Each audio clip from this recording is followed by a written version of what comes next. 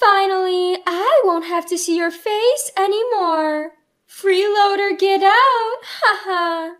You should be grateful that we tolerated your freeloading, parasitic lifestyle until now. I see. I understand. I'll leave then. Thank you for everything until now. I quickly packed my belongings and left the house where I had been living with my in-laws. I noticed my mother-in-law looking at me with the happiest face as I was leaving. I left looking all sorrowful, but only I knew about what awaited this house next. My name is Emily.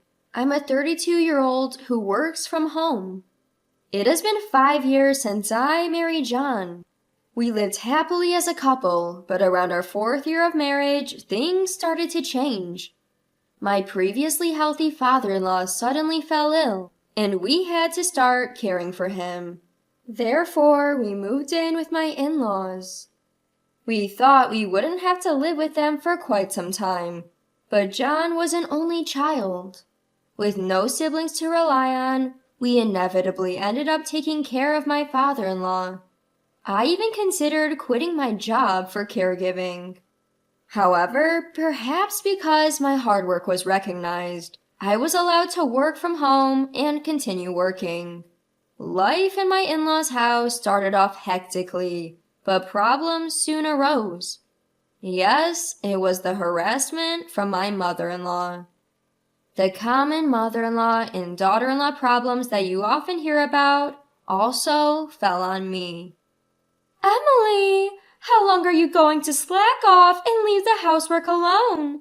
Get to tidying and preparing the meal already. Mother-in-law, I'm not goofing around, you know. What are you talking about? You're always clicking away at your computer. Surfing the web, you call it? You must be goofing off. Surfing the web? Haha. The idea that being on a computer equals killing time is so old-minded. I was specially granted permission to work from home. I didn't want to waste the skills I had worked hard to acquire, so I worked hard at my job in between household chores and caregiving to maintain my previous income. And it was gratifying when, after about 3 months of desperate effort, I was able to restore my income. The reason why I had to work so hard was because, frankly, it was difficult to get by on John's income alone. Finally, we're going to have some leeway in our lives. I want to save some money. That's what I thought, but for some reason life became harder.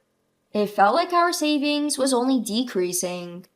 I wondered why, and when I checked our expenses, it turned out that John was splurging a lot.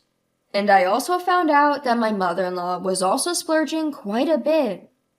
John has always been a show-off, and he often treats his colleagues to lunch.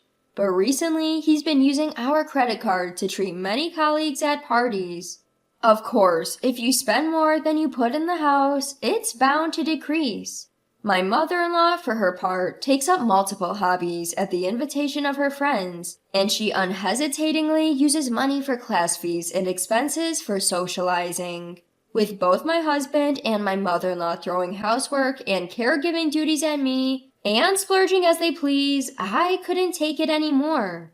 As I was covering all the living expenses with my income and couldn't even think about saving, I became anxious and decided to talk to my husband and mother-in-law. Both John and mother-in-law, you seem to be spending a lot of money wastefully lately. We're going to run out of savings at this rate, so could you please hold back a bit on spending? Upon saying this, my husband John and my mother-in-law strongly rebutted. You think I wouldn't care if my colleagues see me as a stingy man? You want me to get looked down upon? It's okay if you're not always the one to treat them. Besides, even if you don't show off sometimes, they won't think you're stingy. I'm always considerate towards the people at my office to make sure we all work well together. You wouldn't understand anything about work. It's fine to treat your colleagues to lunch, but how does taking your colleagues to a girls' bar on your dime relate to work? Aren't you just doing it because you enjoy it? How do you know that? You always come home drunk and happily report it yourself, don't you? That's just how much more fun he has compared to talking with you. Mom, you get it too, right? That's what I meant, haha. I, too, attend my classes to spend my dwindling time having fun with my friends. Are you telling me to stay cooped up at home? You're such a terrible wife. There's no reason for you, who don't even earn a cent and only do housework, to tell me what to do. Really, what is she thinking? Acting all high and mighty when she's just a housewife. I do work, and you guys know it. I'm earning and contributing to the household, you know. I'm also taking care of your father, not just doing the housework.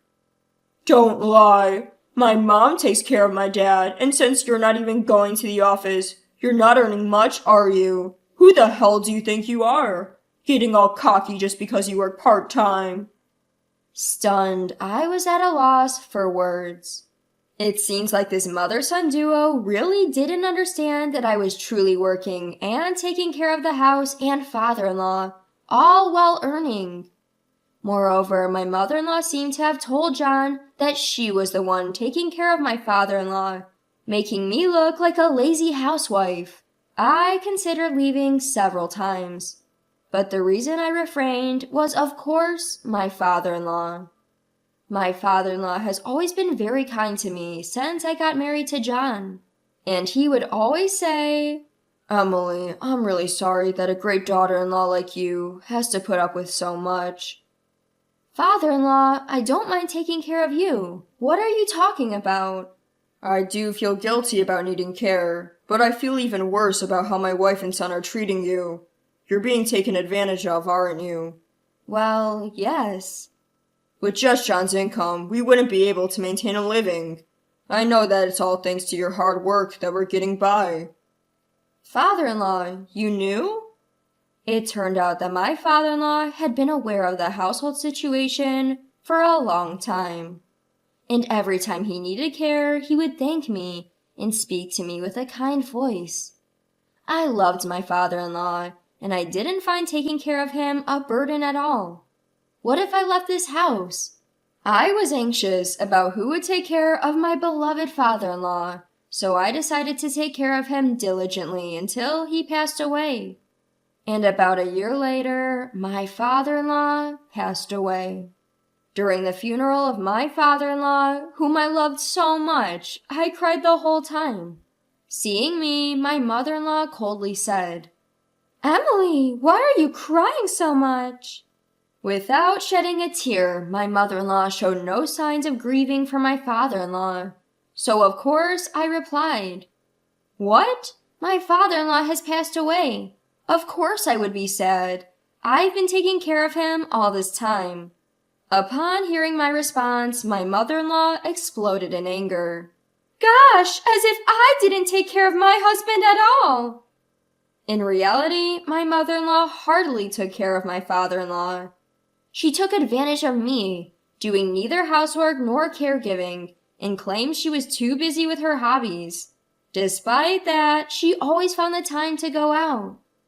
She played the part of the poor mother-in-law being bullied by her daughter-in-law, even pretending to cry in front of relatives. From the outside, it seems like I was a terrible daughter-in-law, to the point where people said, "Please stop being so harsh on your mother-in-law." Some even sided with her and blamed me. I was merely grieving the death of my father-in-law, yet even strangers blamed me. It pissed me off. I chose to stay away from our relatives. Then John, having noticed me, approached me to complain. "So, you embarrassed my mom in front of our relatives, huh?" "What are you talking about? I don't understand. I was just crying and grieving your dad's death.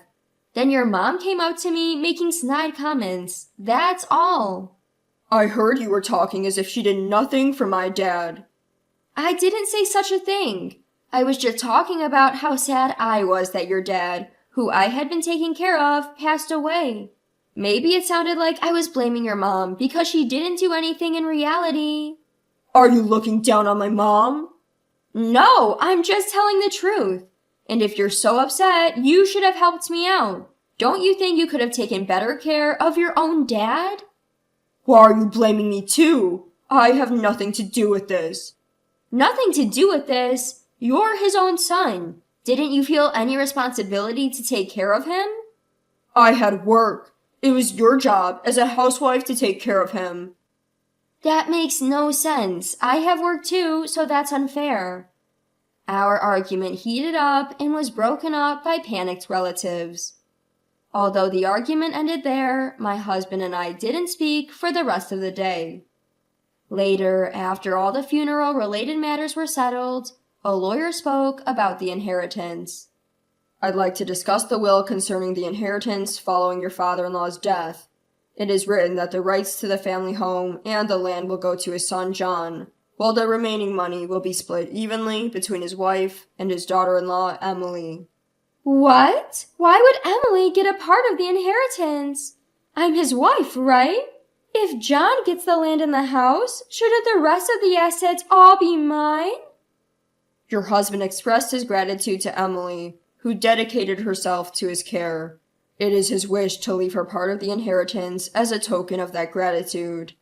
This is a decision made by your husband, and it cannot be overturned.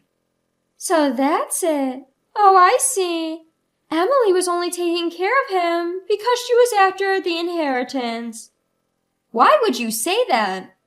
It must be. Why else would she dedicate herself to caregiving? I've had a good relationship with my father-in-law ever since we got married. I took care of him to repay his kindness. If you think it's impossible, why did you push the caregiving onto me, mother-in-law? How can you belittle me like that? Don't talk crap. I get it now, so keep your mouth shut. With our lawyer present, my mother-in-law couldn't say anything inappropriate, so she continued with a frustrated expression. So he decided that. Well, it's a token of appreciation for caregiving. I guess there's no other way. Then the lawyer continued with the discussion. May I continue? Your father-in-law left a note saying that Emily no longer needs to take care of him. At that moment, my mother-in-law's face, which had been bitter up to then, suddenly lit up with a smile. That's it! That's what it means! I understand now! Huh? What do you mean? Confused by his mother's excitement, my husband seemed completely at a loss. It means that Emily is no longer needed in this house, since she won't have to take care of my husband. The reason for dividing the inheritance was just severance pay, not gratitude. My mother-in-law twisted my father-in-law's will according to her own speculations. My mother-in-law misunderstood my father-in-law's will as my father-in-law and I had intended it to be misunderstood. Actually, there was a discussion between my father-in-law and me while he was still alive. My father-in-law wished to set me free from this house after his death. He planned to use his will to fool my husband and mother-in-law, allowing me to leave the house without any trouble. And just as my father-in-law intended, my mother-in-law, who was completely fooled, is trying to kick me out. While making sure they did not catch on to my true feelings, I pretended to be shocked by the will, saying, "Oh, Father, why would you do such a thing?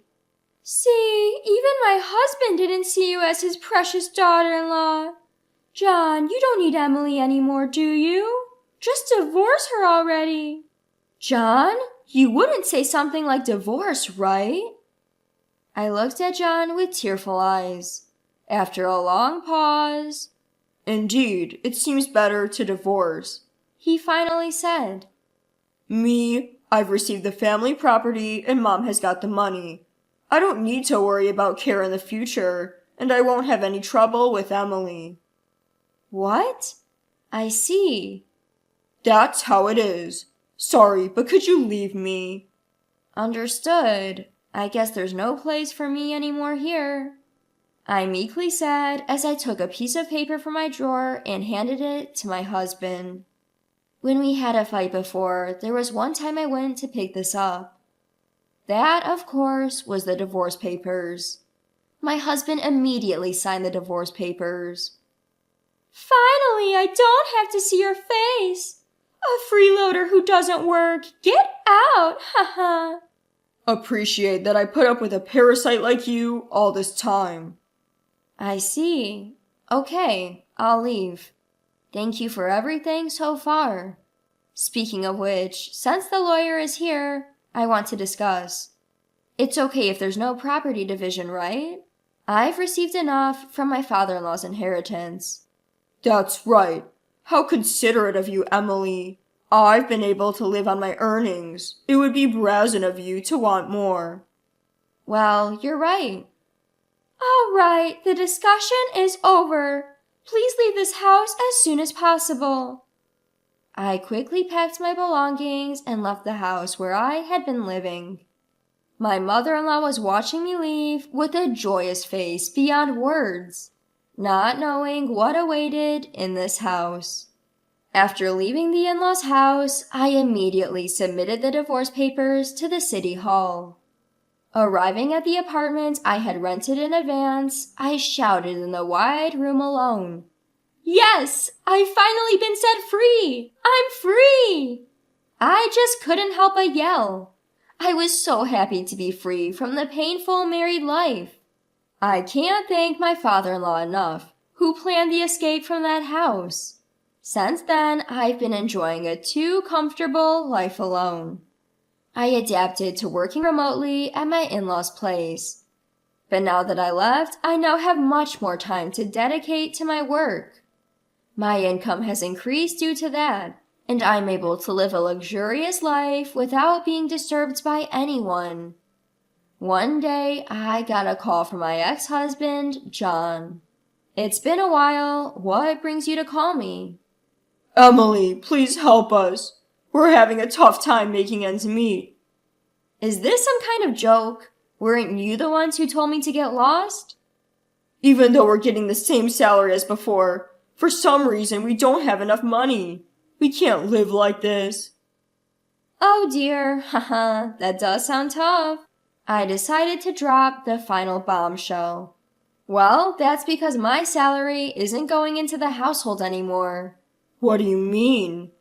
Don't you understand? You couldn't afford your lifestyle just with your salary. All those splurging, and you never noticed? I couldn't afford our lifestyle with my salary alone? Of course not. You've always been squandering all your salary on yourself. The only reason we could get by was because of the money I was bringing in. You and your mother at your ages, your habit of spending is just ridiculous. What? So how much were you making, Emily? Let me see. Back then, it was around $4,800 a month, I guess. You were making that much? Yes, I was. Bet you didn't know that, did you? By the way, now that I don't have any hindrances, I'm making even more. Haha. Even over the phone, I could tell my ex-husband was shaken. Emily, how about we live together again? Huh? It was a mistake to kick you out. It's not too late to start over, right? What are you talking about? It's obvious you're just after my earnings. No, that's not it. I've realized that I still love you, Emily. Don't talk nonsense. I have no desire to return to your place. By the way, what happened to the inheritance your mother received? You should have plenty left from that, right? Well, it's nearly run out. There's no way. She got about $100,000, right? There's no way you could have spent all of it in such a short period of time. We enjoyed shopping and overseas trips. Also, we lost nearly half of it in casinos. Both of you are just hopeless. I'm speechless. I'm a stranger now. I can't do anything about it, and I don't want to. But don't say such cold things. Help us. I don't care. I'm ending this call. Don't call me again. With that, I hung up the phone and immediately canceled the contract of his phone. I have no idea what happened to my ex-husband and ex-mother-in-law after losing all means of communication.